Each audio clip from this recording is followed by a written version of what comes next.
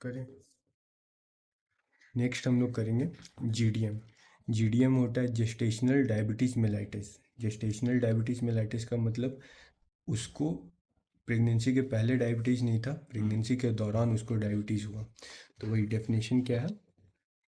Definition है तुम्हारा a type of DM that develops during pregnancy typically in the second और third trimester, most common 24 week में होता है। अब 24 वीक में ही क्यों होता है, ये सब का भी एक पैथोजेनेसिस हम बताएंगे। ठीक है, देखो एट 24 वीक क्या होता है, एक हार्मोन निकलता है human placental lactogen made from placenta creases. देखो प्लेसेंटा से एक हार्मोन निकलता है human placenta lactogen.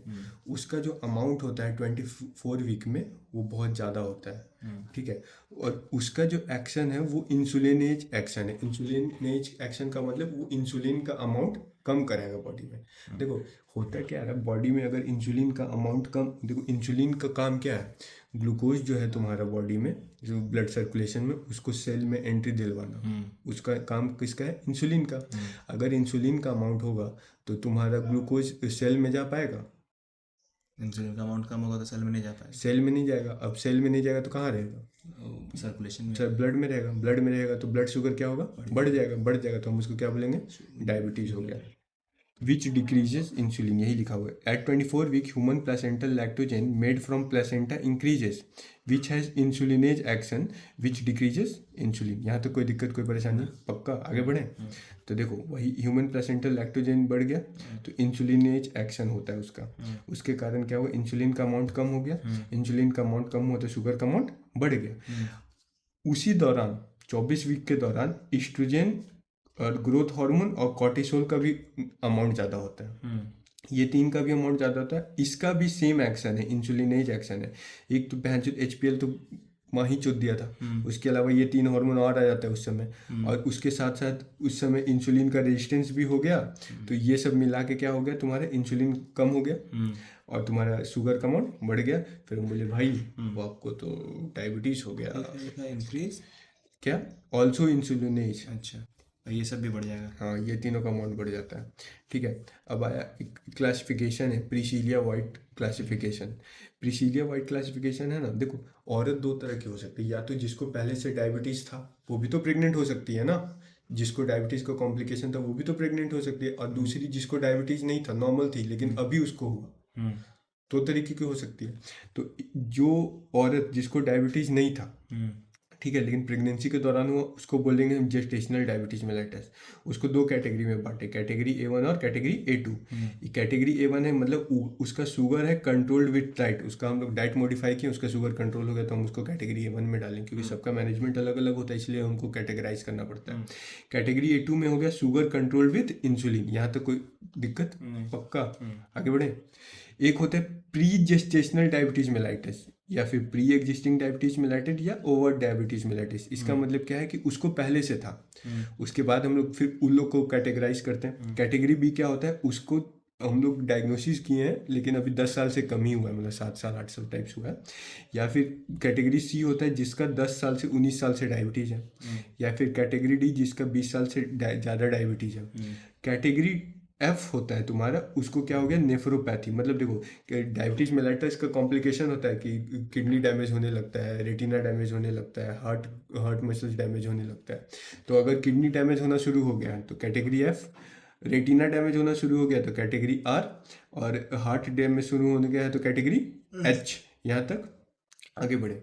Screening, screening कैसे करते हैं? देखो पहले अलग अलग तरीका था, लेकिन समय के साथ साथ जो अभी इंडिया में फॉलो होता है वो है डिप्सी का गाइडलाइन। डिप्सी क्या होता है? Diabetes in pregnancy study group of India.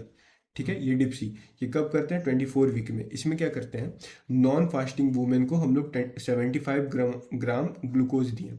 ठीक है, उसके बाद हम लोग उसका शुगर रिकॉर्ड किए। उसके बाद अगर वो 120 से ज़्यादा आया तो बोले भाई आपका D arranged gestational glucose tolerance है, मतलब आपका ग्लूकोज टॉलरेंस उतना अच्छा नहीं है। अगर 140 से आया तो आपको जेस्टेशनल डायबिटीज मेलाइटिस है। अगर 200 के ऊपर है तो हम लोग बोले कि आपको जेस्टेशनल से फर्क नहीं पड़ रहा है दोस्त, आपको प्रॉपर डायबिटीज मेलाइटिस ही है। यहाँ तक तो स्क्रीनिंग कर लेंगे। ठीक है, कुछ कुछ बेसिक बात बता रहे हैं। देखो फर्स्ट ट्राइमेस्टर जो होता है ना, वहाँ पे ऑर्गेनोजेनेसिस होता है। मतलब क्या, देखो मिला जुला के ये है ना कि पहला 3 महीना में क्या होता है तुम्हारा, पहला 3 महीना में कितना वीक होता है, 12 वीक होता है। उस समय सारा ऑर्गन बनता है, ठीक है, उस समय सारा ऑर्गन बनता है। लेकिन जो तुम्हारा जेस्टेशनल डायबिटीज मेलाइटिस है वो तो 24 वीक में होता है। तो मतलब जितना भी ऑर्गन का डेवलपमेंट है पहला 12 वीक में होगा, ठीक है। और तुम्हारा अगर डायबिटीज जेस्टेशनल डायबिटीज मेलाइटिस होगा तो वो 24 वीक में होगा। तो अगर तुमको फर्स्ट 3 मंथ में अगर डायबिटीज है तभी तुम्हारा ऑर्गन फंक्शन, तुम्हारा ऑर्गन का जो फॉर्मेशन वो अच्छे से नहीं हो पाएगा। तो एनोमली कब बनेगा, जेस्टेशनल डायबिटीज मेलाइटिस में बनेगा कि डायबिटीज मेलाइटिस में बनेगा? पहले जो डायबिटीज उसमें ज़्यादा ज़्यादा उसमें ही बनेगा, क्योंकि जेस्टेशनल डायबिटीज मेलाइटिस जब होगा उस समय तक तो ऑर्गन बन चुका है, तो उस समय तो ये सब कुछ नहीं होगा, ठीक है। तो वही है, first trimester is period of organogenesis, so increase sugar is directly proportional to anomaly, ठीक है। As GDM normally do not happen in first trimester, so high sugar, देखो देखो यहाँ पे वो हो गया, सो नो एनोमली, समझा? ये उसका है, मतलब अगर फर्स्ट ट्राइमेस्टर में डायबिटीज़ है तो देखो फर्स्ट ट्राइमेस्टर में ज़्यादा अगर शुगर है तो क्या फ्री रेडिकल ज़्यादा बनेगा, फ्री रेडिकल फॉर्मेशन होगा ज़्यादा शुगर होने के कारण, तो क्या होता है, एनोमली बनता है, ठीक है। मतलब मिला जुला के अगर फर्स्ट ट्राइमेस्टर पहला 12 महीना में डायबिटीज़ का अगर तुमको वो है तभी तुम्हारा क्या होगा, एनोमली होगा। मतलब जीडीएम में नहीं होगा और डीएम में होगा, समझ गया, इतना मुश्किल तो था नहीं। तो screening must be done in first trimester to for overt, हमको फर्स्ट ट्राइमेस्टर में भी एक बार चेक कर लेना है कि अगर आपको पहले से डायबिटीज मेलाइटिस है तब तो आपको प्रॉब्लम होने वाला है, ठीक है। Anomaly do not occur in GDM as organogenesis is done, तब तक हो चुका है। तो हम लोग क्या क्या चेक करते हैं उसमें, हम लोग डायबिटीज़ में HbA1c देखते हैं, लेस देन 6.5 होना चाहिए, और सीरम फ्रुक्टोसामीन होना चाहिए 258 से 288 माइक्रोमोल तक। यहाँ तक आगे बढ़े, ठीक है। अब आया कॉम्प्लिकेशन, कैसे कैसे होता है, ठीक है। कॉम्प्लिकेशन, मैटरनल कॉम्प्लिकेशन देखेंगे और हम लोग फीटल कॉम्प्लिकेशन देखेंगे। मैटरनल कॉम्प्लिकेशन, देखो एक होता है कि इसमें होता है ना कि तो बेबी का साइज हो जाता है, वो बड़ा हो जाता है। अब कैसे होता है हम तुमको बताएंगे, ठीक है। बेबी का साइज जो बड़ा बड़ा हो जाता है एज लार्ज बेबी, ठीक है, तो इसलिए हमको सी सेक्शन पढ़ना पड़ेगा, इंस्ट्रूमेंट का यूज़ करना पड़ेगा, बर्थ कैनाल में इंजरी हो सकता है, पीपीएच होने का संभावना है। अब बेबी लार्ज है तो पॉलीहाइड्रामनायोस होगा, तो पीआरओएम होने का चांस है, प्री बच्चर रप्चर ऑफ मेम्ब्रेन, क्योंकि मतलब जब उसको रप्चर होना था उसके पहले ही रप्चर हो जाएगा, क्योंकि उसको लगेगा कि हम तो बड़े हो चुके हैं। पॉलीहाइड्रा पॉलीहाइड्रामनाइज जो एमनाइटिक कैविटी में जो फ्लूइड होता है ना वो नॉर्मल से ज़्यादा होता है, याद है, ओलिगोहाइड्रामनाइज, ठीक है। तो उस pre mature rupture of membrane होगा तो अगर उसका इन्फेक्शन हो गया तो कोरियो अमनाइटिस हो जाएगा। कोरियो का मतलब प्लेसेंटा, एमनाइटिस का मतलब एमनाइटिक, फ्लूइड, ठीक है। तो वही है यूट्रस इन्फेक्शन विदाउट एंडोमेट्रियम। तो प्री टर्म लेबर हो सकता है क्योंकि पीआरओएम हुआ है, तो प्रेगनेंसी इंड्यूस्ड हाइपरटेंशन हो सकता है, sudden intra uterine death eight term, ठीक है, टर्म पे बच्चा का डेथ हो जाएगा। क्यों, मान लो अगर पुअर ग्लाइसेमिक कंट्रोल है तो फीटल लैक्टिक एसिडोसिस हो सकता है, मैटरनल कीटो एसिडोसिस हो सकता है। अब डायबिटीज़ के कारण वैस्कुलोपैथी होता है, ये तो बात पता ही है कि जो नया ब्लड वेसल्स है उसको बनने नहीं देता और पुराना ब्लड वेसल्स को डैमेज करेगा, तो उसका ब्लड सप्लाई क्या होगा, बच्चा को ब्लड सप्लाई नहीं मिलेगा। जो ब्लड सप्लाई से तुम बच्चा को ब्लड मिल रहा था वो ब्लड सप्लाई डैमेज हो जाएगा तो बच्चे को ब्लड मिलेगा, ठीक है, नहीं मिलेगा तो क्या होगा, compromise blood supply to foetus leading to death. अब ये सारे के कारण वीलस इडीमा होता है। वीलस इडीमा क्या होता है, जो प्लासेंटा में क्या होता है ना, देखो प्लासेंटा में मिला जुला के कैसे होता है, प्लासेंटा में मैटरनल ब्लड वेसल्स होता है उसको बोलते हैं मैटरनल विलाई, और फीटल ब्लड वेसल्स होता है उसको बोलते हैं फीटल विलाई, दोनों आपस में ऐसे रहता है और इसी में क्या होता है, एक्सचेंज होता है। अब मान लो इसमें इडीमा हो गया तो इडीमा हो जाएगा तो इसका ब्लड सप्लाई नहीं हो पाएगा, ठीक है, प्लस फ्लूइड भरा हुआ, ब्लड सप्लाई मतलब ब्लड का मतलब आपस में ट्रांसपोर्ट नहीं हो पाएगा, तो बच्चे को ब्लड नहीं मिलेगा तो बच्चा मर जाएगा। देखो अब देखो होता क्या है, मम्मी में हाइपरग्लाइसीमिया है, मतलब ग्लूकोज का अमाउंट बढ़ गया, लेकिन बच्चा में हाइपोग्लाइसीमिया होगा। क्यों, देखो होगा क्या ना कि होगा मिला जुला के ऐसा कि बच्चा में क्या होगा कि देखो मम्मी में क्या होगा कि हाइपर ग्लूकोज का अमाउंट बढ़ गया, ज़्यादा ग्लूकोज वाला ब्लड बच्चा में जाएगा।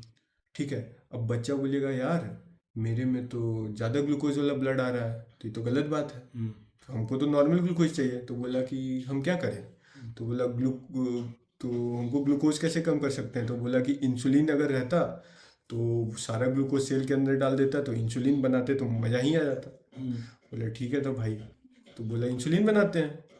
बोले ठीक है, जन्म लेने के बाद वो क्या करेगा, इंसुलिन बनाएगा खूब सा। बच्चा। हाँ, बच्चा अपने शरीर के अपना इंसुलिन तो बनाएगा ना, तो बच्चा का पैंक्रियास तो हेल्दी है, तो वो क्या करेगा, औकात से ज़्यादा इंसुलिन बना देगा, और अपना औकात से ज़्यादा इंसुलिन, जितना उसको ज़रूरत है उससे ज़्यादा इंसुलिन बना देगा। तो जितना भी ग्लूकोज है सब का कहाँ चल जाएगा, सेल में। तो ब्लड में क्या होगा, ग्लूकोज कम हो जाएगा। तो कम हो जाएगा तो बच्चा में क्या हो जाएगा, हाइपोग्लाइसीमिया, वही है। अब जब देखो वही हाइपोग्लाइसीमिया इन फीटस कैसे होता है, increase sugar in mother, foetus में रीच करेगा, foetus has healthy pancreas so makes more insulin to manage, so when baby is born increase insulin leads to hypoglycaemia also. अब क्या होता है, जब इंसुलिन बनता है ना, तो इंसुलिन के साथ साथ इंसुलिन लाइक एक ग्रोथ फैक्टर भी बनता है, क्योंकि देखो इंसुलिन बोलता है, अब शरीर बोलता है कि इंसुलिन बाबू तुम अकेले क्यों काम कर रहे हो, हम ऐसा करते हैं कि तुमको इंसुलिन का ज़रूरत है तो तुम तो इंसुलिन बनाओ ही, हम कुछ कुछ ग्रोथ फैक्टर बना दे रहे हैं, उसका भी काम इंसुलिन जैसा ही है, तो तुम्हारा हेल्प हो जाएगा। तो बोला ठीक है भैया ग्रोथ फैक्टर बना दीजिए, तो ग्रोथ फैक्टर बना देगा तो ग्रोथ हो जाएगा, तो बच्चा क्या हो जाएगा, बड़ा हो जाएगा। तो हम लोग क्या बोल देंगे उसको, माइक्रोसोमिया। क्या बोले, insulin like growth factor in baby leads to macrosomia. Macrosomia यहाँ तक समझ आया, आगे बढ़े। मैक्रोसोमिया का मतलब मैक्रोसोमिया मतलब बच्चा का नॉर्मल से बड़ा होना। अच्छा। मैक्रो मतलब बड़ा, सोमिया मतलब साइज, ठीक है, मतलब पेट में हाँ, जैसे नॉर्मल बच्चा इतना होता है तो उतना बड़ा होगा। ठीक है, अब फीटस में क्या होगा, ठीक है, फीटस में होगा बीटा सेल पैंक्रियाटिक हाइपरप्लेजिया। देखो जो फीटस है उसका पैंक्रियास तो ठीक था, लेकिन वो ज़्यादा इंसुलिन बनाएगा, इंसुलिन पैंक्रियास से बनता है, ज़्यादा इंसुलिन बनाने के लिए वो क्या करेगा, अपना पैंक्रियास को ज़्यादा काम कराएगा, ज़्यादा काम कराएगा तो पैंक्रियास बड़ा हो जाएगा। अब जो उस समय इंसुलिन कब बनाना शुरू करेगा, जब जन्म लेगा उसके बाद, उसके पहले तो बस अपना पैंक्रियास बड़ा करके रखेगा। ठीक है, तो फीटस में क्या होगा, बीटा सेल पैंक्रियाटिक हाइपरप्लेजिया, और न्यूबॉर्न में क्या हो जाएगा, हाइपोग्लाइसेमिया। क्यों, क्योंकि हाइपरप्लेजिया हो गया पैंक्रियास का। यहाँ तक समझे। और मैग्नीशियम और कैल्शियम का अमाउंट क्या होगा, फीटस में कम हो जाएगा, और तुम्हारा ब्लड वेसल्स डैमेज ये सब होता है, तो कैटरैक्ट हो सकता है न्यूबॉर्न में, एनोमलीज हो सकता है, थोड़ा मोड़ा तो हो ही सकता है। ठीक है, हार्ट पे क्या क्या हो सकता है तुम्हारा, transposition of great vessels, ventricular septal defect, PDA हो सकता है तुम्हारा। ठीक है, न्यूरल ट्यूब डिफेक्ट मतलब जो तुम्हारे जिससे स्पाइनल कॉर्ड बनता है, स्पाइना बाइफिडा हो सकता है, एनिनसेफली हो सकता है कि मतलब ब्रेन ही नहीं बनेगा, एनिनसेफली, क्लेफ्ट पैलेट, क्लेफ्ट लिप तो जानता ही है, जो पैलेट और लिप कटा रहता है। स्ट्रक्चरल डिफेक्ट में क्या क्या हो सकता है बच्चे में, सैक्रल एजेनेसिस मतलब जो सैक्रम हड्डी होता है ना पीछे कॉर्डल की तरफ, वो बनेगा ही नहीं। तो ये सारा प्रॉब्लम, तो ये तो तुमको कुछ कुछ समझ आ जाएगा, कुछ कुछ याद कर लेना, इतना कुछ टफ है भी नहीं इसमें कुछ सोचने का। मैनेजमेंट क्या करेंगे, मैनेजमेंट के लिए डाइट हम लोग क्या करेंगे, डाइट क्या है, ग्लूकोज ज़्यादा रहने से प्रॉब्लम है ना, तो हम लोग उसको क्या बोलेंगे कि आप कम खाना खाइए। तो एक एक नॉर्मल औरत खाती है 20 से 25, ठीक है, प्रेग्नेंट औरत खाती है, हर बच्चा 10 लेता है, तो 30 से 35। तो हम बोलेंगे भैया आप दोनों के बीच में आते हैं, न 20 से 25 न 30 से 35, तो दोनों के बीच 25 से 30, 25 से 30 किलो कैलोरी पर केजी पर डे। नॉर्मल क्या होता था, 35 से 40। नॉर्मल 35 से 40 होता है, 20 से 25 30 से 35 होता है, समझा। ठीक है, अब हम उसका रेगुलर मॉनिटर करेंगे, शुगर फास्ट करेंगे, फास्टिंग शुगर देखेंगे, पोस्ट पेरेंडियल ब्रेकफास्ट के बाद देखेंगे पोस्ट पेरेंडियल ब्लड शुगर, हम लोग लंच के बाद 2 घंटा के बाद, डिनर के बाद 2 घंटा के बाद देखेंगे, फिर उसको हॉस्पिटल में रखेंगे। ठीक है, अब ये सारा चेक किए, अगर वो नॉर्मल आ गया ना तो उसको डिस्चार्ज कर देंगे, डिस्चार्ज करने के बाद बोलेंगे भैया अब अभी क्या था, दिन में 4 बार किए, उसके बाद बोलेंगे अब आप नॉर्मल हो गया है, अब आप घर जाइए, उसके बाद वीकली कीजिएगा। तो आपका टारगेट होना चाहिए जो फास्टिंग है 95 से कम, और पोस्ट पेरेंडियल ब्लड शुगर होना चाहिए 120 से कम। मॉनिटर फीटस, मॉनिटर फीटस क्यों, देखो, जो तुम्हारा लंग का मेच्योरिटी है वो तुम्हारा क्या होता है, जेस्टेशनल डायबिटीज मेलाइटस में क्या हो जाता है कि डिले हो जाता है। तो वही है, foetal lung maturity is delayed in DM, so steroids for maturity, हम बताए थे कि लंग को मैच्योरिटी के लिए स्टेरॉइड देना पड़ता है। As steroid increases maternal blood sugar so given in. अब देखो, अब तुम स्टेरॉइड जब दोगे ना तो उसके कारण क्या होता है कि ब्लड शुगर का अमाउंट औरत में और बढ़ जाता है। हम बोले बहन चोद, पहले से औरत का ग्लूकोज बढ़ा हुआ है, तुम दोबारा उसको स्टेरॉइड दोगे तो स्टेरॉइड क्यों दे रहे हैं? तो हम बोले बच्चा का लंग्स मैच्योर करना है हमको, क्योंकि हो ही नहीं रहा है समय से, क्योंकि डायबिटीज जेस्टेशनल डायबिटीज मेलाइटिस में लंग का मैच्योरिटी होता है वो डिले हो जाता है। तो हमको लंग मैच्योर करने के लिए स्टेरॉइड नहीं देंगे क्या? तो बच्चे कैसे बचेगा? हम बोले बहन चोद, बच्चा बचाने के चक्कर में माँ चुद दोगे तुम, मम्मी को भी तो ठीक रखना है, तो क्या करें? तो भाई तुमको स्टेरॉइड देना है तो हॉस्पिटल में दो, क्योंकि यहाँ पे हम उसको देख सकते हैं। समझा? ड्रग ऑफ चॉइस हो गया तुम्हारा इंसुलिन, ठीक है। ओरल हाइपोग्लाइसेमिक जो मेटफॉर्मिन जो खाता है सब। टाइमिंग ऑफ डिलीवरी, अगर जीडीएम डाइट से कंट्रोल हो गया है तो वही 40-41 वीक तक हम लोग क्या करते हैं, उसको डिलीवर कर देते हैं। जीडीएम में अगर दवाई का जरूरत है तो 38-39 वीक में कर देंगे। अगर पहले से उसको डायबिटीज मेलाइटिस है ओवर्ट, लेकिन जो कंट्रोल्ड है तो हम लोग उसको 37-39 वीक में करेंगे। अगर पहले से डायबिटीज मेलाइटिस जो नॉट कंट्रोल है, हम लोग बोले भाई जल्दी बच्चा निकाल के खत्म करो, क्यों दिक्कत दे रहे हो? समझा?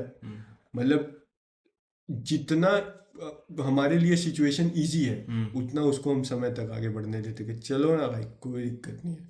जितना हमारे लिए मुश्किल हो जाएगा बोलेंगे जल्दी करो, बच्चा मैच्योर हो चुका है, जल्दी निकालो और नहीं हो पाएगा। ठीक है।